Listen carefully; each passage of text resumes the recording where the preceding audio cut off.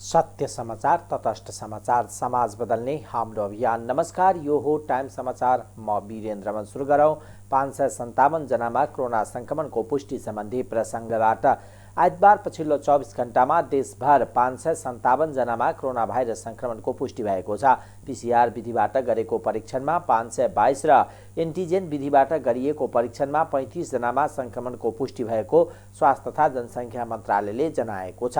पछिल्लो 24 घण्टामा दुवै विधिबाट गरिएको 7625 जनाको नमुना परीक्षण गरिएको थियो। यो सहित पीसीआर विधिबाट गरिएको परीक्षणमा 8,09,056 जना र एन्टिजेन विधिबाट गरेको परीक्षणमा 94,015 जनामा संक्रमणको पुष्टि भएको छ। त्यस्तै पछिल्लो 24 घण्टामा 877 जनामा 877 जना सहित कोरोना संक्रमण मुक्त हुनेको संख्या 7,87,507 जना पुगेको छ। यही अवधिमा 3 जनाले कोरोना संक्रमणका कारण ज्यान गुमाएका छन्। यो सहित कोरोनाका कारण ज्यान गुमाउनेको संख्या 11,348 पुगेको छ। अहिले 10,201 जना सक्रिय संक्रमित रहेकोमा 273 जनाको आइसियु र 85 जनाको भेन्टिलेटरमा उपचार भइरहेको स्वास्थ्य तथा जनसङ्ख्या मन्त्रालयले जनाएको छ। नेपाली कांग्रेसका नेता प्रकाश मान सिंहले नेपाली कांग्रेसको आउँदो 14औं महाधिवेशनमा आफू सभापति पदमा उम्मेदवारी दिने बताउँदै यसका लागि अभियान नै सञ्चालन गरेर यसबाट पछाडि हट्ने सम्भावना नरहेको बताउनु भएको छ। जनकपुर विमानस्थलमा सञ्चारकर्मीसँग कुराकानी गर्दै नेता सिंहले नेपाली कांग्रेसका सभापति शेरबहादुर देउवा नेतृत्व कब्जा जमाउन निहित उद्देश्यले अहिले पार्टीलाई नै अस्तव्यस्त पारेको बताउँदै कांग्रेसलाई सबल बनाउनु र गुटबन्दीबाट मुक्ति अहिलेको आवश्यकता रहेको बताउनुभयो। उहाँले पार्टी सभापतिले कांग्रेसलाई गतिशीलता दिनमा असक्षम साबित भइरहेको आरोप लगाउनुभयो। सिंहले कम्युनिस्ट पार्टीहरूले विगतमा गरेको क्रियाकलापका कारण वर्तमान सरकारलाई त्यसलाई सुधार गर्न समय लागिरहेको बताउँदै समयमा नै सरकार जनताको अभिमत जित्ने गरी काम गर्ने बताउनुभयो। उहाँले आफू सभापतिमा कुनै पनि व्यक्तिसँग सहमति नगरेको, बरु आफू सभापतिको उम्मेदवार भएर अभियान सञ्चालन गरिरहेको, अहिलेको समयमा कांग्रेसलाई बुझ्ने व्यक्ति उम्मेदवार हुनुपर्ने बताउनुभयो।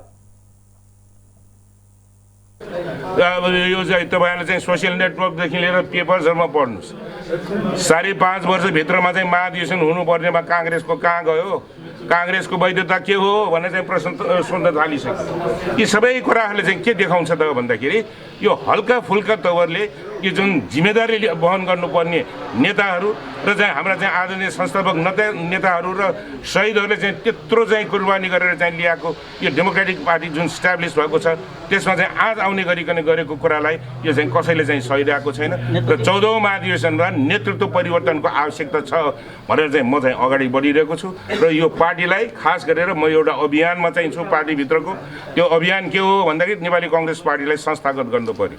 यो ए कांग्रेस, बी कांग्रेस, सी कांग्रेसले कांग्रेसलाई चाहिँ समाप्त गर्यो।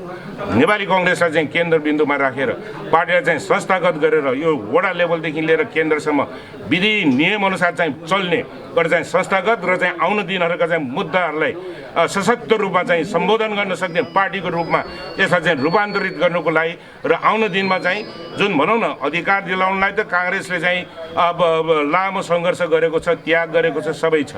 तर प्राप्त गरेको अधिकारहरूलाई चाहिँ सुरक्षित र संस्थागत गर्दै आउँदो दिनहरूमा त्यो हरेक नेपालीले चाहिँ चाहेको जुन यो चाहिँ आर्थिक सम्पन्नताको यो चाहिँ जुन एउटा परिकल्पना गरेको छ त्यसलाई चाहिँ पुरा गर्नुको लागि पार्टीलाई चाहिँ संस्थागत गरेर ठिक ठाउँमा राखेपछि आउने दिनहरूको चाहिँ जुन आर्थिक यो चाहिँ जुन क्रान्ति 46 सालको सर्वोच्च कमान्डर गणेशमान सिंहज्यूले भन्नुभयो जस्तै जुन राजनीतिक क्रान्ति सफल भएको छ यसलाई चाहिँ के हो भन्दाखेरि दिगो रूपमा चाहिँ यसलाई चाहिँ फस्टाउनको लागि के गर्नु पर्यो त भन्दाखेरि आर्थिक क्रान्तिको आवश्यकता छ भनेर भने जस्तै अब चाहिँ हामी चाहिँ के हो भन्दाखेरि इकोनोमिक यो चाहिँ जुन प्रस्पेरिटीको लागि आर्थिक सम्पन्नता दिलाउनुको लागि हरेक नेपाली जनताको परिवारको चाहिँ जीवन सहज गराउनुको लागि यी तमाम जुन मुद्दाहरू छन् मधेसमा चाहिँ रहेका मुद्दाहरू पनि त्यसलाई चाहिँ चाँडै यो विधि नियमपूर्वक त्यसलाई चाहिँ सम्बोधन गरेर सबैको जीवन एउटा चाहिँ प्रतिष्ठित रूपमा चाहिँ बाँच्न पाउने चाहिँ त्यो अधिकार दिलाउनलाई नेपाली कांग्रेस आउँदो दिनहरूमा यो चाहिँ जसरी अधिकार दिलाउनलाई नेतृत्वदायी भूमिका कांग्रेसले दियो अब आउने आर्थिक सम्पन्नताको अभियानमा पनि काङ्ग्रेसले नेतृत्व गर्ने एउटा सक्षम पार्टीको रूपमा यो 14औं महाधिवेशनमा मैले चाहिँ सबैलाई चाहिँ भनिरहेको छु, वडा लेभलदेखि लिएर केन्द्र स्तरसम्म नेतृत्व प्रदान गर्न सक्ने, काङ्ग्रेसलाई राम्रो बुझेको टेस्टेड लिडर्सहरूलाई चाहिँ ल्याउनुहोस् र चाहिँ यो चाहिँ जुन राजनीति भनेको चाहिँ सेवाको क्षेत्र हो, यो मेवा खाने क्षेत्र होइन भनेर चाहिँ जुन मैले भनिरहेको छु, सेवा गर्ने चाहकाहरूलाई चाहिँ अगाडि बढाउनुहोस् भनेर। सिंहले मधेसमा देखिएको नागरिकता सहितको समस्याहरूलाई अविलम्ब सरकारले समाधान गर्नुपर्नेमा जोड दिनुभयो। उहाँले काङ्ग्रेसकै कमजोरीका कारणले कम्युनिस्ट सत्तामा आएको र अहिले पनि काङ्ग्रेसले आफ्नो आचरणमा सुधार गर्नुपर्ने र पार्टी बलियो बनाउन खालको नेतृत्वहरू आउनुपर्नेमा जोड दिनुभयो। पदाधिकारीहरूले महाधिवेशनलाई निकै हल्का रूपमा लिएर 4-4 पटक मिति परिवर्तन गरेको भन्दै उहाँले अब कुनै पनि हालतमा मिति सार्न नदिने चेतावनी दिनुभयो। तोकिएको समयमा मङ्सिर 9 मई केन्द्रीय महाधिवेशन गर्नुपर्नेमा उहाँको जोड थियो। आफ्नो स्वार्थ पूरा गर्नकै लागि हुँदै नभएको क्रियाशील सदस्यताको विवाद सर्काइएको भन्दै उहाँले निर्वाचन समितिलाई तत्काल क्रियाशील सदस्यताको सूची जिम्मा लगाउन नेतृत्वसँग आग्रह गर्नुभयो। 14औं महाधिवेशनमा आफू सभापतिको उम्मेदवार बनेरै छाड्ने प्रतिबद्धता व्यक्त गर्नुभयो। प्रदेश 2 का 2 जिल्ला धनुषा र सर्लाहीका प्रहरी प्रमुख एसपी को आज सरुवा भएको छ। धनुषाका एसपी प्रकाश राणा भाटलाई प्रहरी प्रधान कार्यालयमा र सर्लाहीका एसपी सन्तोष सिंह राठौरलाई प्रहरी प्रशिक्षण प्रतिष्ठानमा सरुवा गरिएको प्रदेश प्रहरी कार्यालय जनकपुर धामले जनाएको छ। धनुषामा राणा भाटको ठाउँमा एसपी बसन्त रजौरे र सर्लाहीमा राठौरको ठाउँमा एसपी कृष्ण प्रसाई आउने प्रदेश प्रहरी प्रमुख डीआईजी उमेश रञ्जित कारले जानकारी दिनुभयो। रजौरे प्रहरी प्रधान कार्यालयमा र प्रसाई प्रदेश प्रहरी कार्यालय जनकपुर धाममा थिए। पछिल्लो पटक एक कर्मचारीलाई सिके राउत नेतृत्वको जनमत पार्टीका कार्यकर्ताले अर्धनग्न बनाई बजार घुमाउँदा पनि प्रहरीले नरोकेको भन्दै आलोचना भएको थियो। सर्लाहीका एसपी राठौर पनि आफ्नो जिम्मेवारी राम्रोसँग निर्वाह नगरेको आरोप थियो।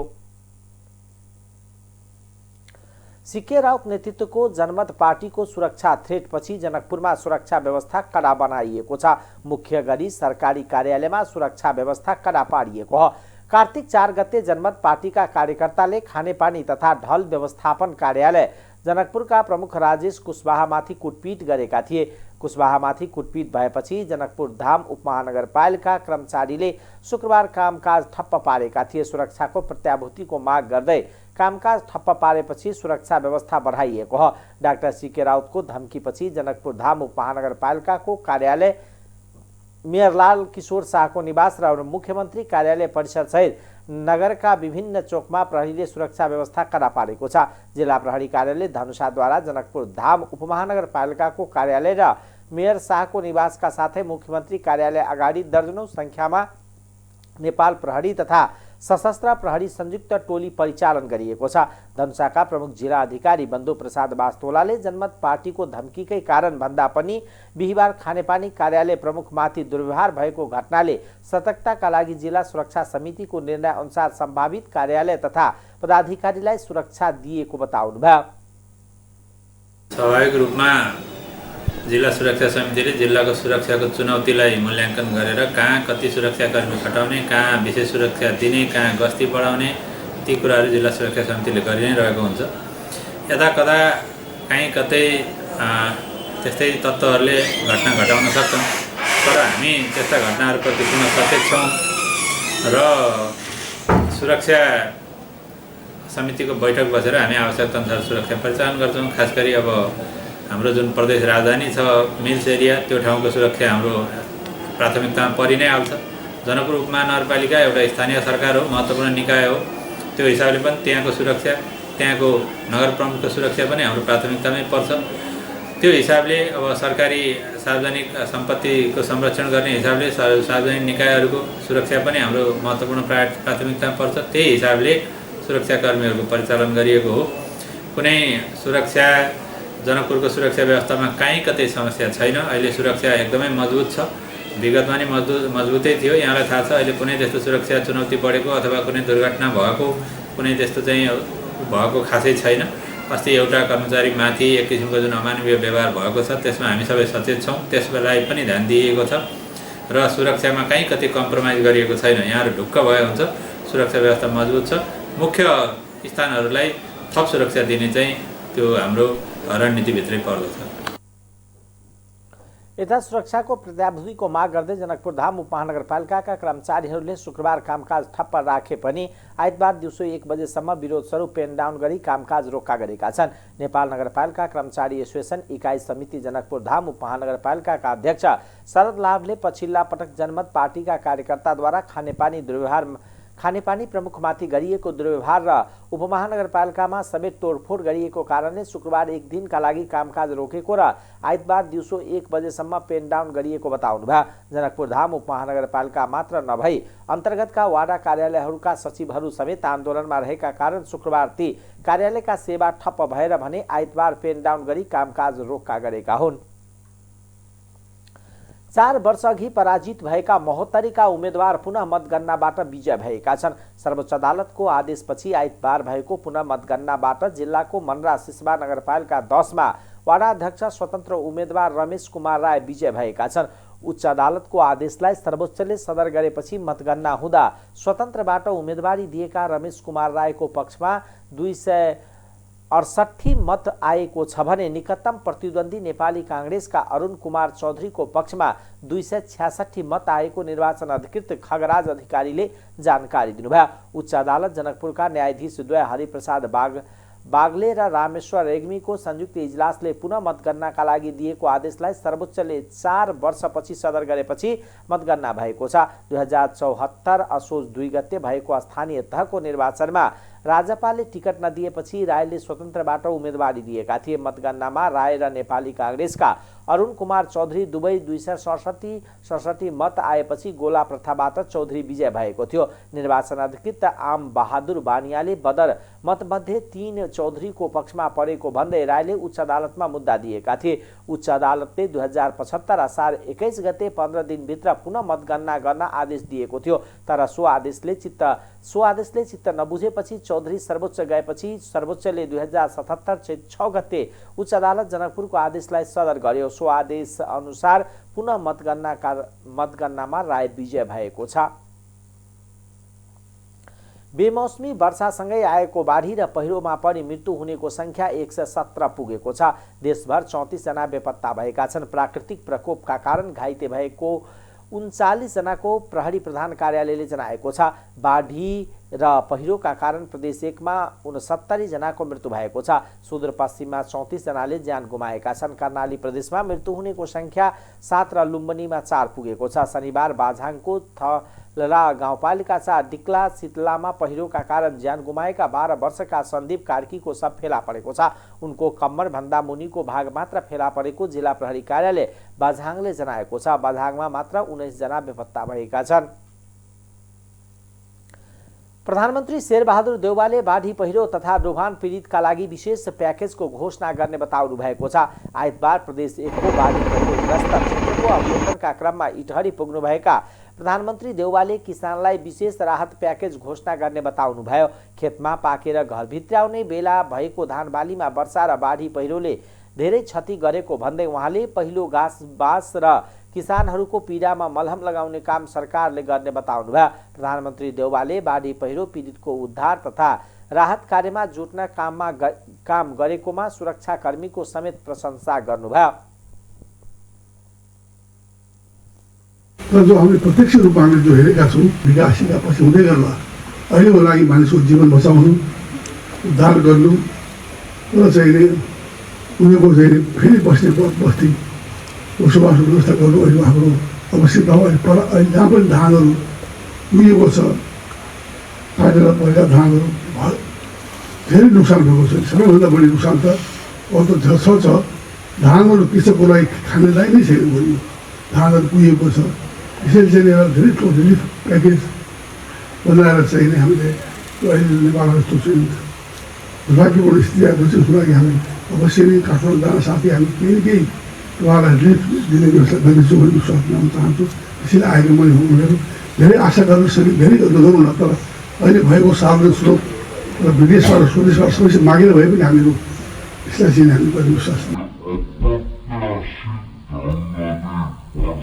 सुरक्षा प्रमुख सहित स्थानीय निकायका प्रमुखहरूलाई निर्देशन दिँदै प्रधानमन्त्री देउवाले विपत्तिमा पूर्वाधार विकास भन्दा पनि मानवीय क्षति रोक्न र राहतका कार्यलाई प्राथमिकता दिनु प्रमुख आवश्यकता रहेको बताउनुभयो। नेकपा माओवादी केन्द्रका अध्यक्ष पुष्पकमल दाहाल प्रचण्डले सामाजिक विभेदलाई रुचाउने तथा उत्पीडन र अत्याचारलाई पुनर्स्थापित गर्न चाहनेहरूले माओवादीको विरोध गरेको बताउनु भएको छ। आइतबार पदमलाल विश्वकर्मा साहित्य प्रतिष्ठान र नेपाल दलित साहित्य तथा संस्कृति प्रतिष्ठानले काठमाडौँमा आयोजना गरेको ज्योति स्पर्श र रातो बारूद नामक पुस्तक लोकार्पण कार्यक्रमलाई सम्बोधन गर्दै प्रचण्डले यस्तो बताउनु भएको हो। माओवादीले दलित, जनजाति, आदिवासी समुदाय र महिलाको हक अधिकारको निमित्त लडेको भन्दै उहाँले दलित समुदाय आफूलाई अत्याचार गर्नेहरूको पछाडि लागेर हिँड्दा भने आफूलाई नमिठो लाग्ने तर्क गर्नुभयो।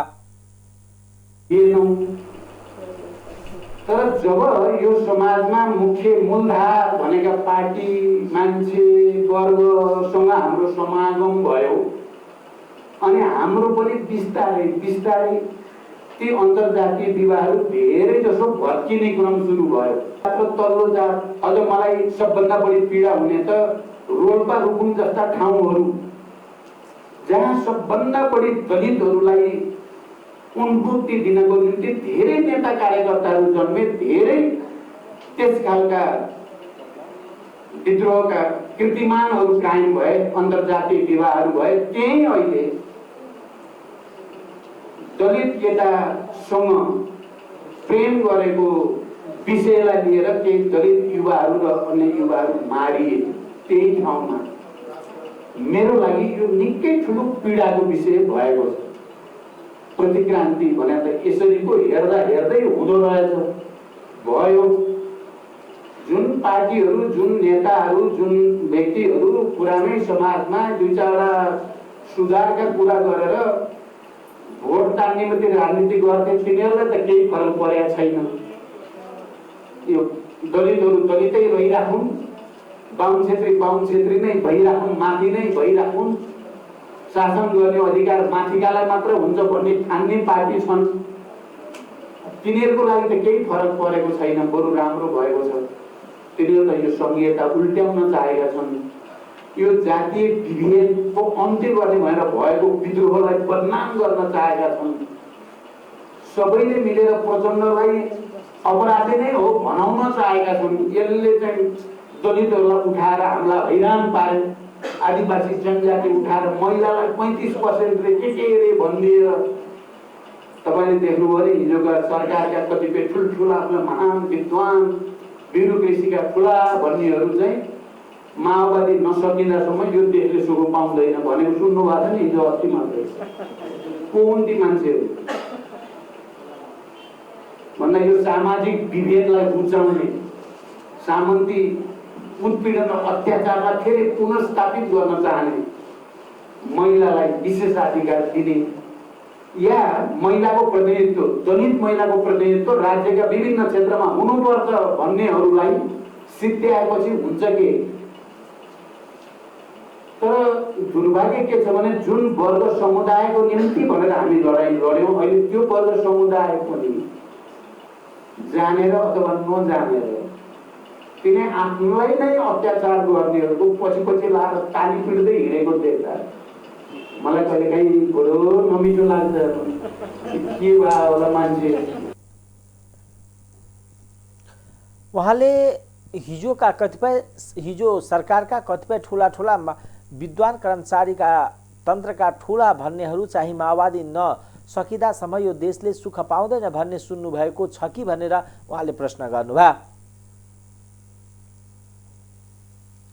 सरकारले बाढी पहिरो र डुबानबाट प्रभावित महिला बालबालिका तथा ज्येष्ठ नागरिकलाई छिट्टै राहत दिने विषयमा छलफल सुरु गरेको छ। महिला बालबालिका तथा ज्येष्ठ नागरिक मन्त्री उमा रेग्मीले आफ्नो मन्त्रालयसँग प्रत्यक्ष सरोकार राख्ने बाढी पहिरो डुबान लगायतका विपदमा परेकाहरूलाई राहत दिने विषयमा छलफल सुरु गरिएको बताउनुभयो। त्यसका लागि स्थानीय सरकारसँग तथ्याङ्क लिएर मन्त्रालयसँग सरोकार राख्ने, महिला बालबालिका ज्येष्ठ नागरिक लगायतलाई के गर्न सकिन्छ भन्ने विषयमा ठोस निर्णय लिने जानकारी समेत दिनुभयो। मन्त्री रेग्मीले विपदका थप पीडामा परेका सुत्केरी, नवजात शिशुको स्तनपान, गर्भवती महिला लगायतलाई तत्काल राहत दिने काम भने स्थानीय सरकारको पनि प्रश्न पार्नुभयो। प्रभावित हुन्छन्। कोभिडकै किन नभने कोभिडमा नि महिला बालबालिका बढी प्रभावित भए। अहिले बाढी पहिरो हरेक भूकम्प जेमा पनि र अहिले पनि महिला बालबालिकाहरू धेरै प्रभावित भएका छन्। तर अब सरकारले गर्दा समग्रमा गर्ने स्पेसिफिक होइन, सम्भावित भए भन्ने कुरो हामी बल्ल बल्ल म छिरेको धेरै दिन पनि भएको छैन। अहिले पनि हामी त्यही छलफल गर्दै थियौँ, यो छलफल गर्दै थियौँ मन्त्रालयको। त्यो केही सकिन्छ कि त्यसमा होइन, गर्ने स्थानीयले हो। त्यसको तथ्याङ्क सङ्कलन गरेर स्थानीयले दिएर यो त स्थानीय त्यो हुँदाहुँदै पनि कति रहेछ त्यसको सत्य तथ्य आँकडा हामी स्थानीयसँग लिएर, हाम्रो सरोकार भएको कारणले स्थानीयसँग आँकडा लिएर त्यसमा चाहिँ के गर्न सकिन्छ त्यो कुराहरू चाहिँ छलफल गर्दैछौँ। हामीले कोभिडमा पनि महिला बालबालिका बढी प्रभावित भएर अहिले बाढी पहिरो र भूकम्प पनि उनीहरू धेरै प्रभावित भएको बताउनुभयो। उहाँले सरकारले गर्दा समग्रतामा गर्ने यस विषयमा तथ्याङ्क सङ्कलनको काम भइरहेको जानकारी दिनुभयो। उहाँले बालबालिकाहरू प्रभावित भए भन्ने कुरा हामी बल्ल छिरेका धेरै दिन भएको छैन, अहिले पनि हामी त्यही छलफल गर्दैछौँ। छलफल गर्दै मन्त्रालयमा केही दिन सकिन्छ कि भनेर छलफल अगाडि बढाएको जानकारी दिनुभयो। भौतिक पूर्वाधार तथा यातायात मन्त्री रेणु कुमारी यादवले द्रुत विकासका लागि कानुन बाधक बनेको टिप्पणी गर्नुभएको छ। आइतबार प्रतिनिधि सभाको विकास तथा प्रविधि समितिमा बाढी पहिरोले क्षति पुर्याएका सडक तथा पुलहरूको आवश्यक विषयमा छलफल गर्न आयोजित बैठकमा मन्त्री यादवले निर्माण तथा खरिदको बोलपत्र सम्बन्धी कानुनी व्यवस्था विकासको बाधक भएको बताउनुभयो। सबैभन्दा कम मूल्यमा ठेक्का सकार्नेलाई विकास निर्माणको काम गर्न दिनुपर्ने कानुनी व्यवस्थाका कारण गुणस्तरीयतामा ध्यान पुग्न नसकेको र यस्तो नेपालमा मात्रै रहेको मन्त्री यादवले बताउनुभयो। जसले टेन्डर लिन्छ उसले काम नगरेर टुक्रा टुक्रा पारेर अर्कालाई दिने प्रवृत्तिले पनि समस्यामा परेको यादवले बताउनुभयो। विकसित मुलुकहरूमा बोलपत्र भर्ने उत्कृष्ट 3 कम्पनी छनौट गर्ने र त्यही मध्ये एउटाले विकास निर्माणको कामको जिम्मा पाउने व्यवस्था रहेको भन्दै मन्त्री यादवले नेपालमा पनि यस्तो व्यवस्था गर्नुपर्ने धारणा राख्नुभयो। दूरगामी महत्त्वको दीर्घकालीन कार्यक्रम र कार्ययोजना बनाएर त्यसको कार्यान्वयन गर्नु अहिलेको मुख्य आवश्यकता हो। तत्काल राहत उद्धार तथा खोजका कार्यलाई प्रभावकारी रूपमा सञ्चालन गरी घाइतेहरूको उपचार र बाढी प्रभावितहरूलाई उचित राहत उपलब्ध गराउन समिति नेपाल सरकार प्रधानमन्त्री तथा मन्त्री परिषदको कार्यालय र गृह मन्त्रालयलाई निर्देश गर्दछ। हालैको वर्षाका कारण अवरुद्ध भएका सडक तथा पुलहरू तत्काल सञ्चालनमा ल्याउन एवं मनाङ, बझाङ, बाजुरा लगायतका जिल्लाहरूमा पुग्ने सडकहरू पूर्ण रूपमा अवरुद्ध भएकोले अस्थायी रूपमा तत्काल यातायात सञ्चालनमा ल्याउने व्यवस्था मिलाउन समिति नेपाल सरकार भौतिक पूर्वाधार तथा यातायात मन्त्रालयलाई निर्देश गर्दछ। पुष्पलाल मध्य पहाडी लोकमार्ग आयोजना आर्थिक वर्ष 74-75 सम्पन्न गर्ने उद्देश्य रहेकोमा अहिले 78 सम्म आइपुग्दा 14 वर्ष भयो, तर हालसम्म 58% मात्र भौतिक प्रगति सम्पन्न भएको अवस्था छ। आयोजनाले हाल 79-80 मा आयोजना सम्पन्न गर्ने लक्ष्य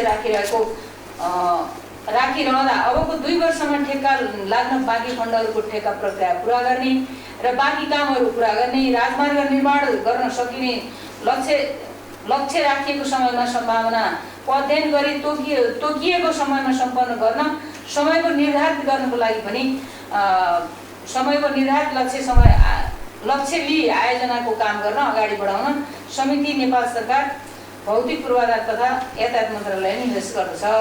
हेर्ने बाटोलाई अलग अलग किसिमले यसले बनाउनु पर्छ। स्थानीय तहलाई गाउँभित्र कति लेन्थको सडक बनाउने टोटल स्थानीय तहले नै जिम्मा दिनुपर्छ जस्तो लाग्छ मलाई। यस्तै प्रदेश स्तरीय कति लेन्थको सडक एक गाउँदेखि अर्को गाउँ र एक नगरपालिकादेखि अर्को गाउँपालिकामा कसरी जोड्ने भने प्रदेशले यो जिम्मा जाने मेरो फिलिङ्स चाहिँ त्यो हुनुपर्छ। हाम्रो देशमा के छ भने टेन्डर लिने प्रथा नै अलिक गलत छ।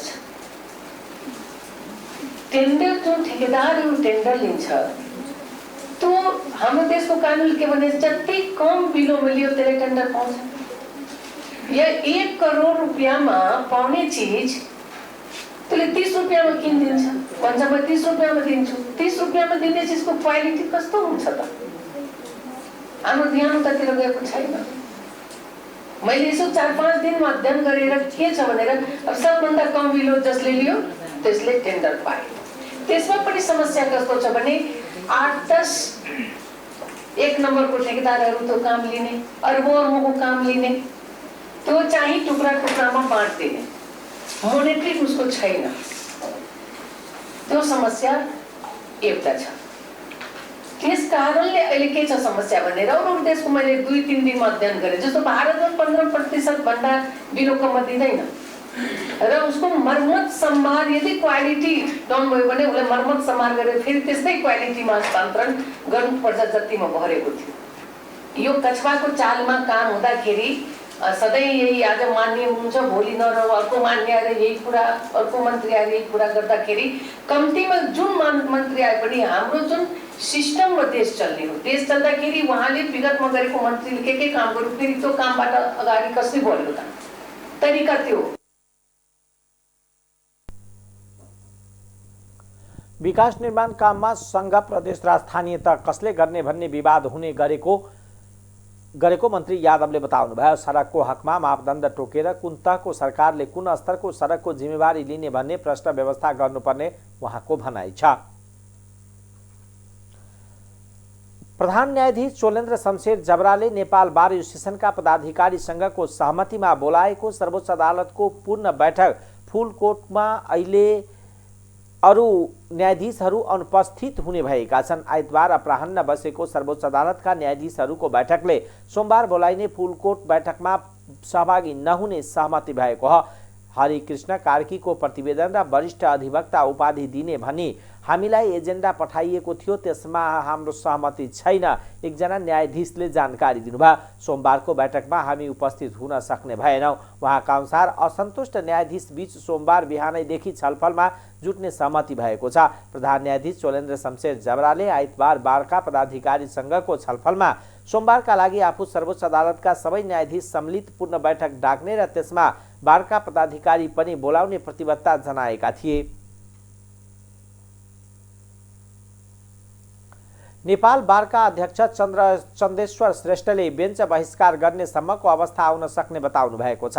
आइतबार प्रधान न्यायाधीश चोलेन्द्र शमशेर जबरा संघको भेटपछि सञ्चारकर्मीसँग कुरा गर्दै श्रेष्ठले बार र न्यायपालिका मिलेर जानुको विकल्प नभएको बताउनुभयो। उहाँले प्रधान न्यायाधीशले पनि छलफलका क्रममा यही कुरा राखेको उल्लेख गर्दै न्यायालय सुधारका काम नभए बेन्च बहिष्कारसम्मको पनि हुन सक्ने चेतावनी दिनुभयो। प्रधान न्यायाधीशले नेपाल बार र न्यायपालिका मिलेरै जानुपर्छ भनेका छन्। श्रेष्ठले भन्नुभयो न्यायालयमा सुधारको काम नभए पछिल्लो कदम बहिष्कारसम्मको पनि हुन सक्छ, तर अहिले नै त्यसबारेमा केही भनिहाल्ने अवस्था नरहेको प्रश्न पार्नुभयो। यसमा हुन सक्छ प्रधान न्यायाधीशले छोड्नु पनि हुन सक्छ नेपाल बारले आन्दोलन गर्नु पनि हुन सक्छ, तर के त भन्दाखेरि हामीले त्यस किसिमको कदम चाल्नु भन्न अगाडि त्यस किसिमको कदम चाल्नुपर्ने अवस्था नभइकन नेपाल बारले जिम्मेवारपूर्ण ढङ्गबाट गर्दाखेरि त्यस किसिमको काम गर्नु हुँदैन। हामी के गर्दछौँ भन्दाखेरि न्यायपालिकामा देखिराखेका जुन समस्याहरू छन् त्यो समस्याहरू समाधान गर्नुपर्दछ भने मुख्य नेपाल बारको ध्येय हो। राजीनामा त्यसको एउटा साधन हुन सक्छ, साध्य होइन। त्यसकारणले गर्दाखेरि राजीनामा दिएर समाधान हुन सक्ने स्थितिमा भयो भने त्यो ठाउँ पनि जानु पर्ला। राजीनामा दिएर मात्रै समाधान नहुने हो भने राजीनामा मात्रै हामीलाई चाहिँ हुँदैन। त्यसकारणले गर्दाखेरि हामी के गर्दछौँ भन्दाखेरि मुख्य हाम्रो चाहिँ के हो भन्दाखेरि 2076 साल वैशाख 6 गतेदेखि आजसम्म हामीले उठाएका प्रश्नहरू, चाहे त्यो न्यायाधीश नियुक्तिको विषय होस्, सुधार हुन सकिरहेको छैन।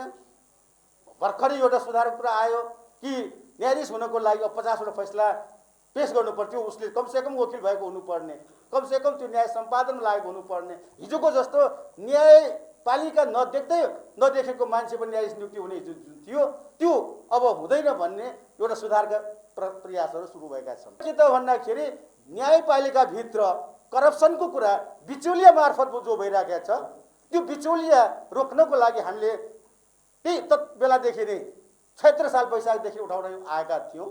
त्यो चिज बारले उठाएको कुरालाई मध्यनजर राख्दै न्यायपालिकाभित्र हुन सक्ने विसङ्गति, विकृति, बिचौलिया, भ्रष्टाचार रोक्ने उपायहरू पहिचाउने र त्यसलाई कार्यान्वयनको लागि कार्ययोजना पनि बनाउने भने जो हरिकृष्ण कार्कीको कमिटी उहाँको संयोजनमा नेपाल बार र सर्वोच्च अदालत बार समेतको त्यति मात्र होइन न्याय परिषदको सदस्य महान्यायाधिपति कार्यालयको प्रतिनिधि समेत भएर चाहिँ यो एउटा कमिटी गठन भयो। त्यो कमिटीले रिपोर्ट दिएको छ।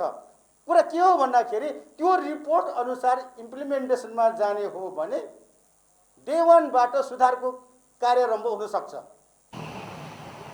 जो ती नयाँ थिएनन्, नेपाल बारले नउठाएका विषय थिएनन्, नेपाल बारले उठाएकै विषय थिए। त त्यो विषयमा फेरि आएको हुनाले हाम्रो नियमित बैठक, नेपाल बार एसोसिएसनको नियमित बैठक अस्ति 5 गते बैठक थियो र त्यो 5 गतेको बैठकबाट हामीले 2वटा विज्ञप्ति जारी गरेका थियौँ। त्यो विज्ञप्ति पनि यहाँहरूले पढ्नु भएको छ, छाप्नु भएको छ।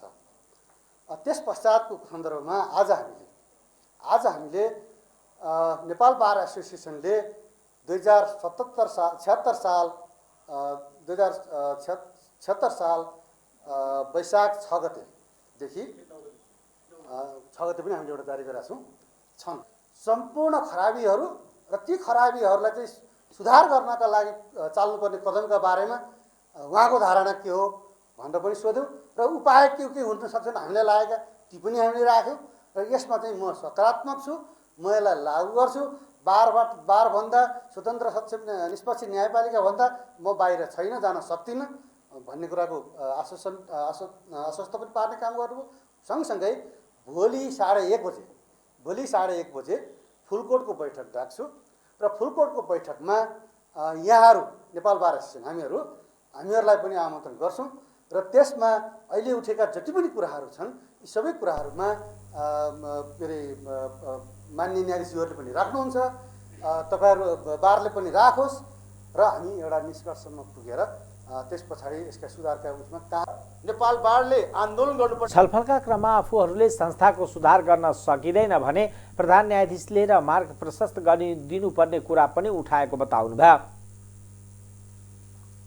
सरकारले जलविद्युत आयोजनाहरूको सर्वेक्षण अनुमति पत्र, उत्पादन अनुमति पत्र तथा विद्युत खरिद बिक्री सम्झौतामाथि प्रतिबन्ध लगाएको भन्दै स्वतन्त्र ऊर्जा उत्पादकहरूको संस्था इपानले आपत्ति जनाएको छ। सरकारले सरोकारवाला निकायसँग छलफल नै नगरी असोज 7 गते मुख्य सचिव स्तरीय निर्णय गरी जलविद्युत आयोजनाहरूको सर्वेक्षण अनुमति पत्र, उत्पादन अनुमति पत्र साथै विद्युत खरिद बिक्री सम्झौतामाथि प्रतिबन्ध लगाएको भन्दै सो निर्णय सच्याउन स्वतन्त्र ऊर्जा उत्पादकहरूको संस्था इस्पानले माग गरेको छ। आइतबार काठमाडौँमा पत्रकार सम्मेलन गर्दै इपानले सरकारले सो निर्णयले जलविद्युत क्षेत्रमा लगानी गरिरहेको संस्था तथा व्यक्तिहरूको मनोभावनामा हास आउने गरी सरकारले निर्णय गरेको भन्दै निर्णय पुनरावलोकनको माग गरेको हो। साथै बीमा समितिले जारी गरेको निर्जीवन बीमा शुल्क सम्बन्धित निर्देशिकाप्रति पनि इपानले ध्यानाकर्षण भएको बताएको छ। स्वतन्त्र ऊर्जा उत्पादकहरूको संस्था नेपाल इपानका अध्यक्ष कृष्ण प्रसाद आचार्यले सरकारले विद्युत खपत बढाउन सहुलियत दरमा विद्युत चुल्हो वितरण गर्नुपर्ने, विद्युत सवारी साधनको प्रयोगमा वृद्धि गर्नुपर्ने, उद्योगहरूलाई सस्तोमा विद्युत उपलब्ध गराउनुपर्ने बताउनुभयो। विद्युत चुल्होको प्रयोगमा बढाउने र त्यो बढाउनु दुईटा कुरा गर्न जरुरी छ। एउटा कुरा चाहिँ अहिले ग्यासलाई चाहिँ तपाईँलाई थाहा छ, ग्यासलाई चाहिँ सरकारले सहुलियत दिइरहेको छ। भने 1 सिलिन्डर 400 रुपियाँ दिइरहेको छ, 510 किलो छ, 510 दिइरहेको छ भने त्यो पैसा कहाँ गएको छ? बाहिर गइरहेको छ। त्यसको खपत चाहिँ विद्युत चुल्होले चाहिँ त्यसलाई विस्तारण गर्न सक्छ र विद्युत चुल्होको लागि एकातिर विद्युत चुल्हो चाहिँ सहुलियत गर्न दिनु पर्यो। अर्को गर्न अझ गम्भीर कुरा के छ भने त्यो विद्युत चुल्हो उपयोग गर्नुहुन्छ हरेक गृहस्थलाई उसको चाहिँ त्यो तारको र प्लगलाई चाहिँ अपग्रेड गर्न जरुरी छ। त्यसमा सहुलियत दिने भन्ने बित्तिकै के हुन्छ भने जस्तो सामान्य चाहिँ अहिले 5 एकरवालाले चाहिँ उसले 2000 वाटको चाहिँ इन्डक्सन चुल्हो चलाउन सक्दैन। त्यसलाई 15 एमएल 10 एमएल 15 एमएल 25 एमएल बढाइदिनु पर्यो। त्यो बढाउने बित्तिकै चाहिँ दुईटा सँगसँगै तर विद्युत खपत हुन्छ। अर्कोतिर चाहिँ तपाईँको चाहिँ त्यो उसलाई त्यो सहुलियत दिएको चाहिँ 500 रुपियाँ त्यसले चल्छ। तेस्रो ग्यास भनेको त हाम्रो पैसा बाहिर जाने हो नि, विदेश जाने हो नि। झन्डै 40 अरब जतिको चाहिँ आजको डेटमा 40 अरब जतिको छ। त्यो त्यसलाई जोगाउनु भन्ने कुरा त राष्ट्रिय अर्थतन्त्रमा देशको अर्थतन्त्रमा बहुत ठुलो असर पर्ने कुरा हो। एउटा रुख काटेर नदिएर चाहिँ वर्षौँसम्म चाहिँ ट्रान्समिसन लाइन बनाउन नसक्ने, त्यो लाचारीपन होइन। सरकारले एउटा निकाय अर्को निकायहरू बनाउन नसक्ने, ट्रान्समिसन लाइन टाइममा बनाउन नसक्ने, सबस्टेसन टाइममा बनाउन नसक्ने, अनि उत्पादनमा चाहिँ हामी चाहिँ अब किन्दैनौँ भन्न पाइयो कि चाहिँ अर्कोलाई दिनु पऱ्यो। अहिले उहाँले भन्नुभयो नि होइन एनइएले आफैले चाहिँ प्रिपेयर गर्न सक्दैन भने उसले छोडिदियोस्। हामी प्राइभेट सेक्टर चाहिँ विद्युत व्यापारमा हामी आउन तयार छौँ, हामी व्यवस्थापन गर्छौँ। हिजो चाहिँ सरकारले चाहिँ मात्रै बनाइराखेको थियो बिजुली झट्टियो भने आज निजी क्षेत्र आएर चाहिँ सरकारभन्दा बढ्ता बनायो भने आज व्यापारमा नै ढोका खोलिदिन्छ भने हामी चाहिँ त्यो व्यापार गर्न तयार छौँ र यो समस्याबाट चाहिँ देशलाई मुक्त गराउन हामी तयार छौँ। उहाँले विद्युत व्यापारमा निजी क्षेत्रलाई समावेश गर्ने र खुल्ला विद्युत व्यापार नीति कार्यान्वयन गर्ने आग्रह गर्नुभयो। इपानले अन्तर्देशीय विद्युत व्यापार नीति निर्माण गर्न तथा गुणस्तरीय विद्युत प्रसारण लाइनहरू विस्तार गरी छिमेकी मुलुकहरूमा विद्युत बिक्री वितरण गर्न र ट्रान्समिसनको बिलिङ शुल्क सम्बन्धी नीति निर्माण गर्न सरकारलाई सुझाव दिएको छ। जलविद्युत उत्पादकहरूको लगानीको सुनिश्चितता गर्न पनि इपानले माग गरेको छ। जनकपुरमा इन्जिनियर राजेश कुशवाहा दुर्व्यवहारको घटनामा संलग्नलाई कारबाहीको माग गर्दै नेपाल इन्जिनियर्स एसोसिएसनले काठमाडौँमा प्रदर्शन गरेको छ। आइतबार काठमाडौँको माइतीमा भेला भएर एसोसिएसनले कर्मचारीमाथिको दुर्व्यवहार बन्द गर्नुपर्ने र घटना दोषीलाई कारबाहीको माग गर्दै विरोध प्रदर्शन गरेको हो। गत कार्तिक 4 गते संघीय खानेपानी तथा ढल व्यवस्थापन आयोजना कार्यालय जनकपुरका निमित्त आयोजना प्रमुख इन्जिनियर राजेश कुशवाहामाथि सीके राउत नेतृत्वको जनमत पार्टीका कार्यकर्ताले दुर्व्यवहार गरेको थियो।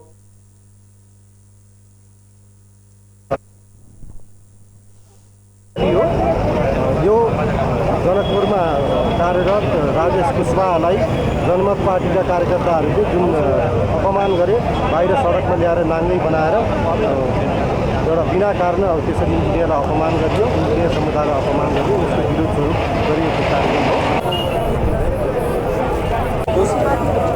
कारबाहीको माग गर्दै नेपाल इन्जिनियर्स एसोसिएसनले देशव्यापी रूपमा आन्दोलन गरेको हो। अब आर्थिक समाचार।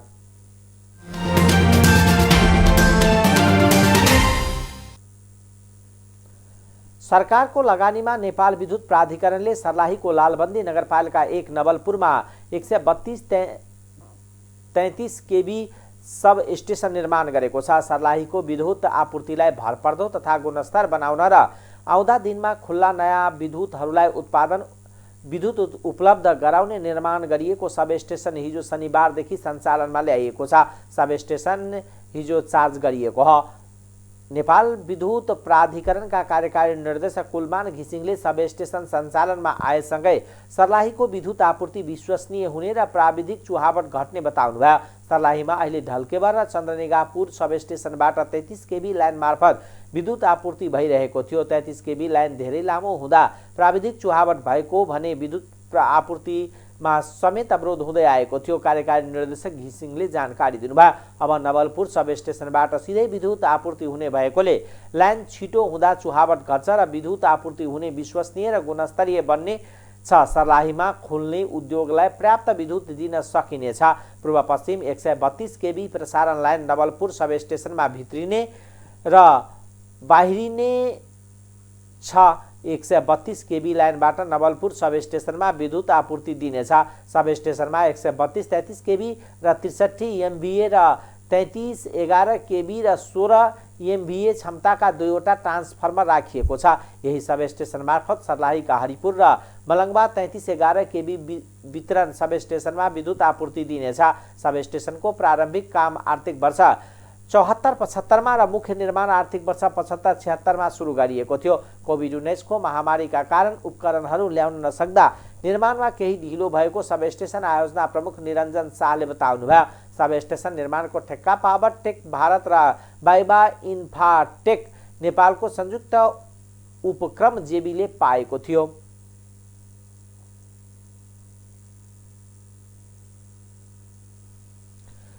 ₹1.5 अर्ब रुपियाँको लगानीमा 7वटा ठूला सहकारी उद्योग सञ्चालन हुने भएको छ। उद्योग सञ्चालनका लागि गत आर्थिक वर्षमा 7वटा ठूला सहकारी सङ्घले सहकारी विभागमा प्रस्ताव पेश गरिसकेको सहकारी विभागका आयोजना अधिकृत विष्णु घिम्रेले बताउनुभयो। सञ्चालन गर्न लागि सहकारी उद्योगमध्ये धनुषाको हरिहरपुरमा 1 अर्बको लगानीमा नेपालकै सबैभन्दा ठूलो उत्पादन क्षमता भएको चिनी उद्योग रहेको छ। केन्द्रीय उखु उत्पादक सहकारी सङ्घको अग्रसरतामा सो उद्योग स्थापना हुन लागेको हो। उद्योगले आवश्यक उपकरण खरिद गर्न कोटेसन आह्वान गरिसकेको सङ्घका अध्यक्ष रामचन्द्र कुशवाहाले जानकारी दिनुभयो। उपकरण खरिदका लागि कुल खर्च 25% रकम सहकारी विभागले अनुदानको रूपमा उपलब्ध गराउने व्यवस्था गरेको छ। तर विभागको ढिला सुस्तीले गर्दा गत आर्थिक वर्षमा छुट्याइएको 10 करोड रकम फ्रिज भएको र ती 7वटै उद्योगले अनुदान सहयोग पाउन सकेनन्। केन्द्रीय दुग्ध सहकारी सङ्घले 60 करोडको लगानीमा सर्लाहीमा धुलो दुग्ध कारखाना सञ्चालन गर्ने तयारी गरेको छ। उद्योग स्थापनाका लागि आवश्यक उपकरण खरिदका लागि सङ्घले 40 करोड लाग्ने बताएको छ। सो रकम मध्ये 30 करोड दुग्ध सहकारी संस्थाबाट सङ्कलन गरिसकिएको भए पनि सरकारले उपलब्ध गराउनु पर्ने 10 करोड अनुदान सहयोग भने उपलब्ध नभएको र भएको सङ्घका अध्यक्ष माधव कोइरालाले जानकारी दिनुभयो। अब अन्तर्राष्ट्रिय समाचार।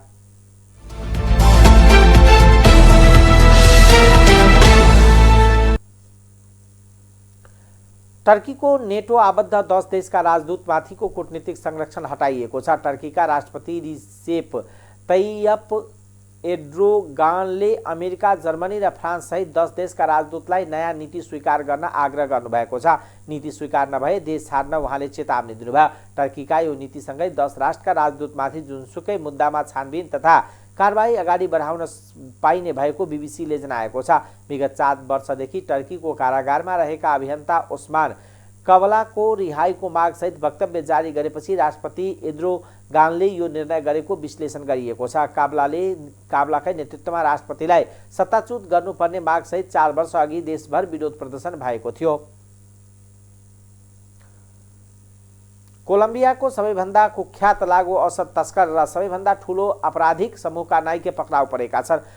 ओटोनियल भनिने 50 वर्षीय डेडो एन्टोनियो उसुगालाई हिजो सेना, वायुसेना र प्रहरीको संयुक्त प्रयासमा पक्राउ गरिएको हो। कोलम्बियाको उनीबारे जानकारी दिनेलाई 8 लाख अमेरिकी डलर पुरस्कार दिने घोषणा गरिएको थियो। अमेरिकाले उनको टाउको मूल्य 50 लाख डलर तोकेको थियो।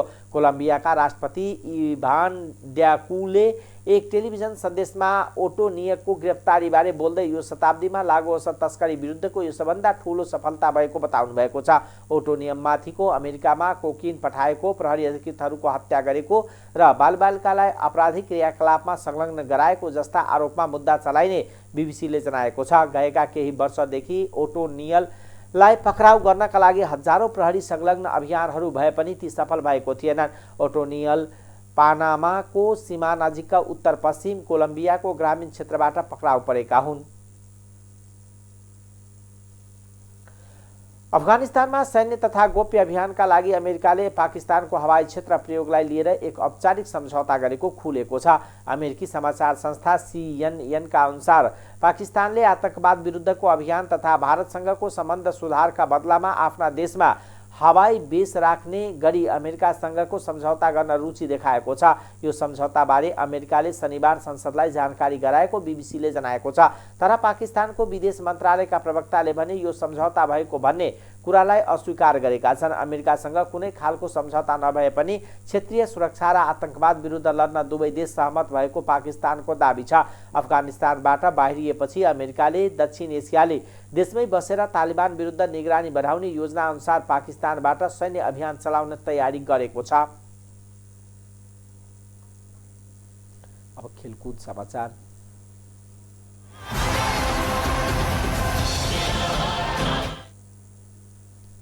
युवा तथा खेलकुद मन्त्री महेश्वर जंग गहतराजले खेलाडीहरूको मनोबल बढाउन सरकारले ध्यान दिने बताउनु भएको छ।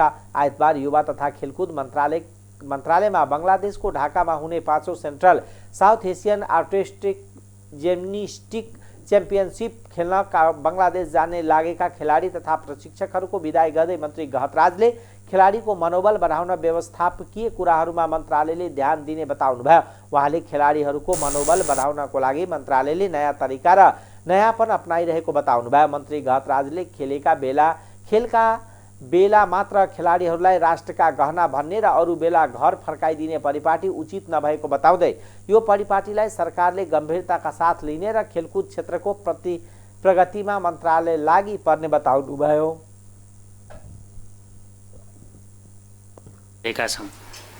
तर हाम्रो देश संसारमा कतै पनि कसैको अधीनस्थ नबसेको देश हो। यो स्वतन्त्र सार्वभौम र कसैले पनि हामी कसैको अधीनस्थ बसेनौँ। त्यसो हुँदाखेरि हामी संसारमा जहाँ पनि प्रस्तुत हुँदाखेरि हामी त्यो रूपले उच्च मनोबलका साथ प्रस्तुत हुनुपर्छ। म तपाईँ सबै खेलाडी हाम्रो साथीहरूलाई हाम्रो कोचहरूलाई र अफिसियल टिमलाई भन्न चाहन्छु कि तपाईहरू उच्च मनोबलका साथ हाम्रो इतिहासको विरासतलाई सम्झेर हामी हर ठाउँमा प्रस्तुत हुँदा त्यसरी हुनुपर्छ। खेलाडीलाई खेल खेल्ने बेला प्रतियोगिताको बेला उनीहरूलाई इमोसनमा लिनको लागि 10 दिन 15 दिन 1 महिना 2 महिना हामीले भयभरका विवसन दिने। जब खेल प्रतियोगिता सिद्धिन्छ त्यसै तिमीहरू बाबाआमाको छोराछोरी हो भनेर पठाइदिने है।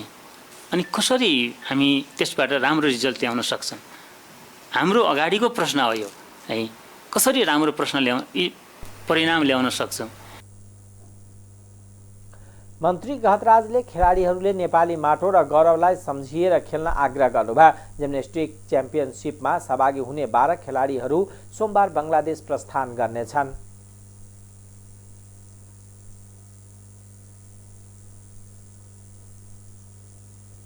फरवार्ड विमल धरती मगर मछिन्द्र क्लबमा आबद्ध भएका छन्। उनीसँग मछिन्द्रले आइतबार सम्झौता गरेको हो।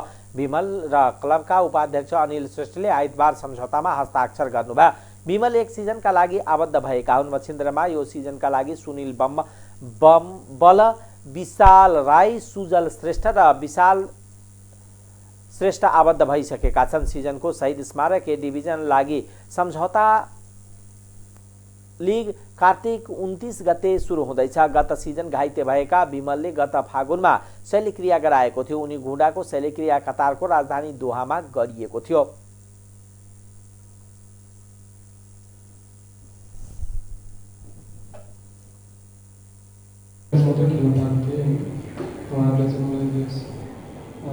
विश्वास गरेर चाहिँ एउटा म्याच भए पनि खेलेर एउटा गोल्ड मेडल चाहिँ म चाहिँ पाउन सक्छु।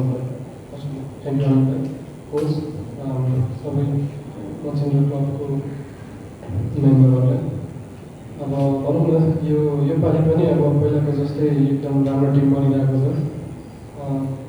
अब म पनि केही भनौँ न पहिला लास्ट म्याच खेल्यो भने अहिले चाहिँ सुरुबाट नै एउटा राम्रो खेल्ने कोसिस गर्दैछु।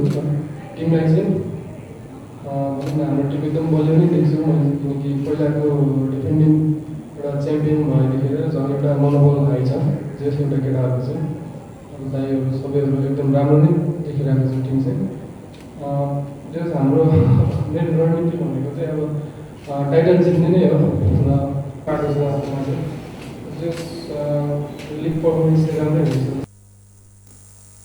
राष्ट्रिय फुटबल टिमको प्रशिक्षणको दौरान विमलको घुँडामा चोट लागेको थियो। विमलको अभ्यासका क्रममा चोट लाग्दा घुँडाको लिगामेन्ट च्यातिएको थियो, जस कारणले उनी झन्डै 1 वर्ष मैदान बाहिर रहे।